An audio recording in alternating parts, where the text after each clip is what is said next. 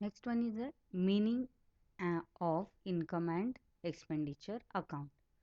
Meaning, income and expenditure account is a summary of revenue, income and revenue expenses. Revenue का मतलब है regular expenses and regular income of a particular period. Particular period means it is financial year, that is from 1st April to 31st March. It is similar to profit and loss account. It is a nominal account. Not for profit concern prepare income and expenditure account. All revenues, expenses and losses of current year are debited and all revenue incomes gains of current year are credited to this account. देखिए यहाँ पे मैं highlight कर रही हूँ कौन से expenses maintain किए जाते हैं तो current year all receipt of current year and all payment of current year के ही payment all revenue expenses and losses of current year are debited and all revenue income gains of current year are credited to this account. इसमें अगर previous year और next year के amount include है तो इसे हमें कैंसिल करना पड़ता है, लेस करना पड़ता है. तो हमेशा ध्यान रखिए जब भी आप इनकम एंड एक्सपेंडिचर अकाउंट बनाओगे तो इस अकाउंट में सिर्फ और सिर्फ जो पर्टिकुलर पीरियड है, जो फाइनेंशियल ईयर आपको दिया हुआ है, बस उसी पीरियड में जो भी इनकम्स रिसीव हुए हैं और जो अमाउंट उसी साल के लिए पेड किए हुए हैं उन्हीं को सिर्फ यहाँ पे हमें दिखाना है. और अगर प्रीवियस ईयर और नेक्स्ट ईयर का अमाउंट इसमें अगर इंक्लूड हुआ है तो इसे हमें लेस करना रहता है. Income and expenditure account shows surplus or deficit of the concerned. Excess of income over expenditure is known as surplus, while excess of expenditure over income is known as a deficit. मतलब क्या है?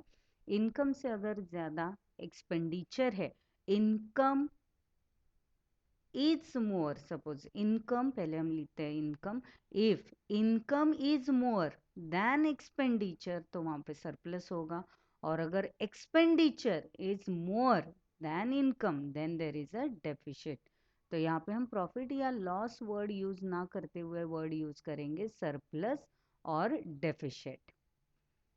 Access of income over expenditure is known as surplus. ज़्यादा amount मतलब income ज़्यादा है, खर्चे से ज़्यादा तो इनकम है, तो उसे कहा जाता है surplus. And while excess of expenditure over income is known as deficit.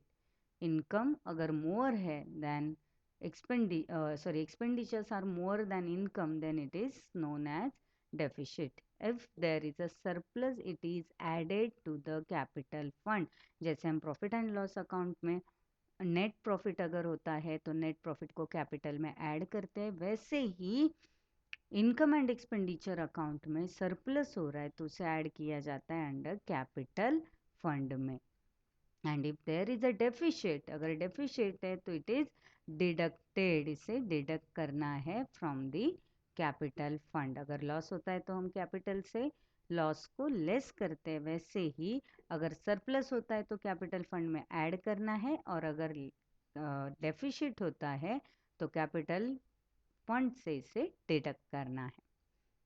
Next one, features of income and expenditure account. Income and expenditure account is a nominal account.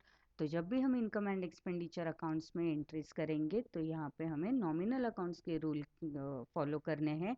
Nominal accounts के rule है debit all expenses, sorry हाँ, debit all expenses and losses, credit all gains and income. This account records only revenue expenses and income of current year only. तो ये account क्या maintain करता है? Current account. This account records only revenue expenses and income of current year. Revenue expenses and income of current year only. तो इसे यहाँ पे previous year का और नेक्स्ट ईयर का कोई भी इनकम या एक्सपेंस शो नहीं करना है. It is similar to profit and loss account. ये प्रॉफिट एंड लॉस अकाउंट जैसे ही होता है.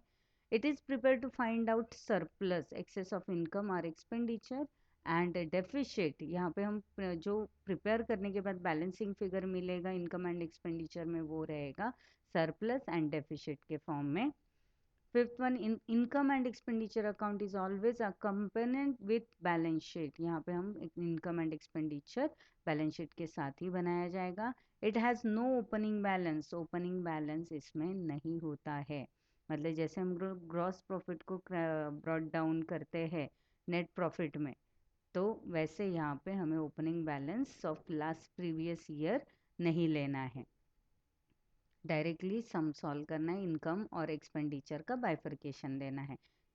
सरप्लस और deficit is transfer to capital fund. जो भी सरप्लस रहेगा वो कैपिटल फंड में ऐड होगा और डेफिसिट जो आएगा वो कैपिटल फंड से डिडक्ट होगा।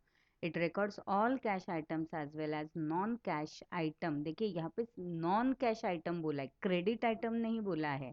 All cash items and non cash items which are related to current period. For example, salaries paid, outstanding salary, bad debt, depreciation on fixed assets comes under income and expenditure. ये तो सारे expenditures है, expenditures में इसका entry हम कर सकते हैं। That is cash items and not cash items are recorded. Credit transactions are not maintain under income and expenditure account. Next देखते हैं कि कौन कौन से अकाउंट्स आएंगे in the books of income and expenditure account for the year ended 31 March 2000 so and so. अभी देखिए यहाँ पे जो अकाउंट दिए गए हैं, this is a debit side. Debit side all expenses and losses, तो ये साइड कौन सी होगी? Expenditure. Debit side is expenditure and credit side होगी इनकम।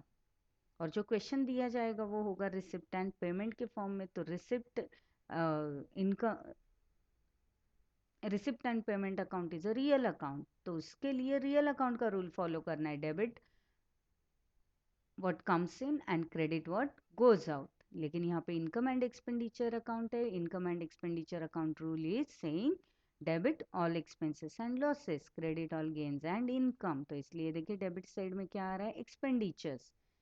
देखते हैं एक्सपेंडिचर्स कैसे मेंटेन करना है। सी टू सैलरी, सैलरी एक्सपेंस है इसलिए आ रहा है डेबिट साइड में। लेकिन सैलरी में से देखिए एडजस्टमेंट क्या क्या लेस हो रहा है और क्या आउट क्या ऐड हो रहा है। Salaries paid, paid for the last year. ये सैलरी जो पेड की हुई है वो प्रीवियस ईयर की है। मैंने क्या बताया था आपको? जो भी अमाउंट यहाँ पे मेंटेन किया जाएगा, लिखा जाएगा, वो अमाउंट सिर्फ और सिर्फ करंट ईयर का ही होना चाहिए। और इस अमाउंट में प्रीवियस ईयर का और नेक्स्ट ईयर का अमाउंट अगर इंक्लूडेड है तो उसे हमें लेस करना है। See paid for last year, last year को पेड किया, जो अमाउंट यहाँ पे पेड की गई है वो लास्ट ईयर की अमाउंट पेड की गई है इसलिए लेस हो गया।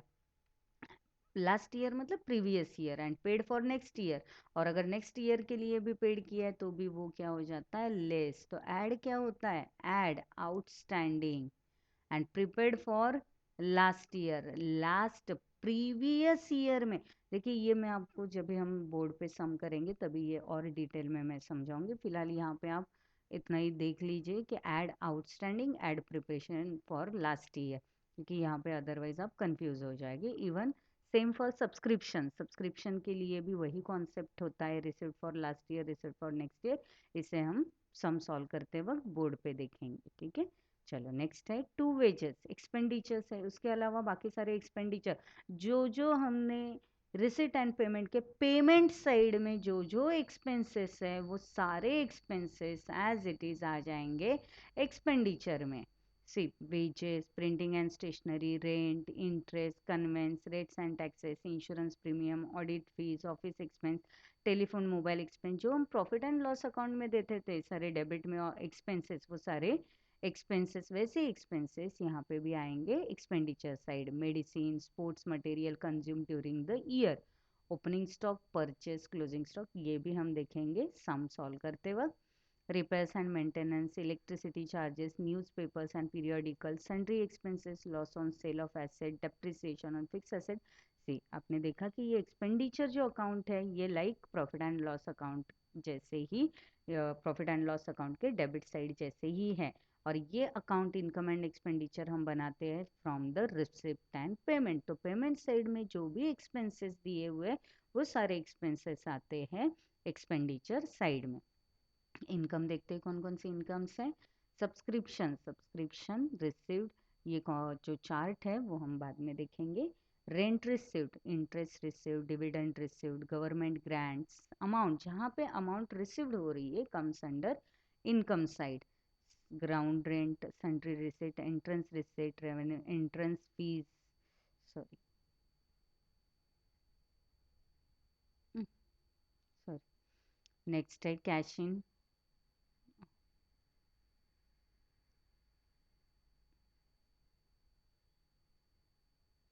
Entrance fees, then admission fees, donations, profit on sale of asset and deficit मतलब excess of expenditure over income। तो जो हमने रिसिप्ट में एंट्री की रहेगी जो दिया रहेगा उसे हमें ट्रांसफर करना है इनकम साइड में।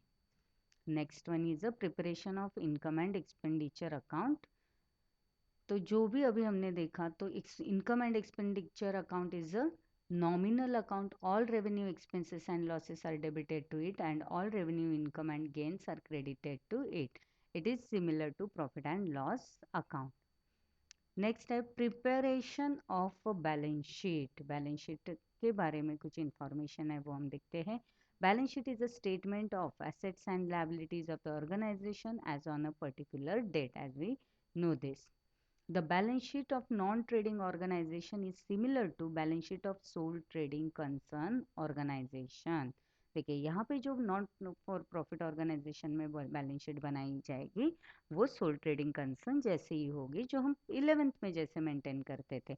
यहाँ पे सिर्फ पार्टनर नहीं आएगा, जो हमने अर्लियर लेसन में बैलेंस शीट बनाई थी उसमें पार्टनरशिप फॉर्म था, और जो फर्स्ट बैलेंस शीट जो 11th में हमने बैलेंस शीट बनाई थी फाइनल अकाउंट के लेसन में, तो वो सिर्फ एक सिंगल पर्सन की थी, मतलब सोल ट्रेडिंग ऑर्गेनाइजेशन की थी। तो उसके जैसे यहाँ पे भी बैलेंस शीट बनानी है। सिर्फ डिफरेंस कहाँ पे देखिए, balance sheet only show capital receipt and capital expenditure. Balance sheet is prepared with a view to measure the exact financial position company का क्या है वो देखने के लिए ही बैलेंस शीट को प्रिपेयर किया जाता है on a certain date, normally at the end of the year. The excess of assets over liability is termed as capital fund. Assets are more than liabilities, then balance is called capital fund. And if the opening balance of capital fund is not known, it can be ascertained as the balancing figure by preparing opening balance sheet. Capital fund की amount नहीं दी जाती है तो balance sheet को tally करके उसका जो balancing figure होता है उसी अमाउंट को कहा जाता है कैपिटल फंड। देखते हैं बैलेंस शीट में क्या क्या अकाउंट्स आएंगे। से balance sheet, liability side, asset side, capital fund, opening balance, add, donation, entrance fees, surplus. जो भी देखिए एंट्रेंस डोनेशन है, कैपिटलाइज, ये कैपिटलाइज क्या है वो सम सॉल्व करते ही वक्त ही हम देखेंगे। सरप्लस ऐड होता है कैपिटल फंड में और डेफिसिट लेस होता है। तो अभी देखिए जब भी हम बैलेंस शीट बनाएंगे तो पार्टनर्स कैपिटल अकाउंट या सोल ट्रेडिंग कंसर्न जब भी हम बैलेंस शीट बनाते थे तो हम 4 to 5 लाइंस लायबिलिटीज में छोड़ते थे। तो वैसे ही नॉट फॉर प्रॉफिट कंसर्न में भी आप जब भी लायबिलिटीज के आइटम्स यहाँ पे अकाउंट जो भी रहेंगे उसे एंट्री करेंगे तो उसके पहले 4 to 5 लाइंस आपको छोड़ देने हैं ताकि हम कैपिटल फंड की एंट्री कर सकें। तो लायबिलिटीज में और क्या आएगा देखते हैं। बिल्डिंग फंड, देखिए बिल्डिंग फंड जो है वो इनकम एक्सपेंडिचर में भी आया और बैलेंस शीट में भी आ रहा है। तो बिल्डिंग सिर्फ अगर सपोज अभी देखिए सॉरी बिल्डिंग फंड कैपिटलाइज होके इस यहाँ पे दिखाई देगा, ठीक है, वो भी हम सम यहाँ पे जस्ट आप ध्यान में रखो कि fund, all types of funds, कोई भी किसी भी प्रकार का फंड है आपको इसका एंट्री इफेक्ट देना है लायबिलिटीज में। Building fund, endowment fund, tournament fund, special fund, charity fund, all funds. अभी देखिए ये जो फंड्स है वो लायबिलिटीज में क्यों आ रहे हैं, क्योंकि यहाँ पे इस फंड का एक स्पेसिफिक पर्पस है और कभी ना कभी वो फंड हमें उस पर्पस के लिए यूटिलाइज करना है, इसलिए ये फंड्स आते हैं अंडर लायबिलिटीज। लायबिलिटीज मतलब वन टाइप ऑफ लोन है, रिस्पॉन्सिबिलिटी है, तो वो रिस्पॉन्सिबिलिटी या लायबिलिटी हमें कंप्लीट करनी ही है, इसे हमें एक्सपेंस करना ही है, इसलिए ये आता है under liabilities. Sundry creditors, bank overdraft, bank loan, outstanding expenses, pre received income, subscription received in advance, membership fees. Next one is the asset, cash in hand, cash at bank, fixed deposit, investments, sundry debtors. ये सारे assets है। Land and building, furniture and fixture, plant and machinery, equipment, playground, motor vehicle, library books, stock of sports material, stock of stationery, stock of drugs, loans and advances given, accrued interest, prepaid expenses, ये सारे assets है। Outstanding income, तो ये सारे assets का effect देना है हमें बैलेंस शीट में। ठीक है, तो आपको ये balance sheet, income and expenditure दोनों अकाउंट्स आपको यहाँ पे बनाने हैं। ठीक है, राइट डाउन। और यहाँ पे नेक्स्ट लेक्चर से हम लोग सम स्टार्ट करेंगे। Thank you very much.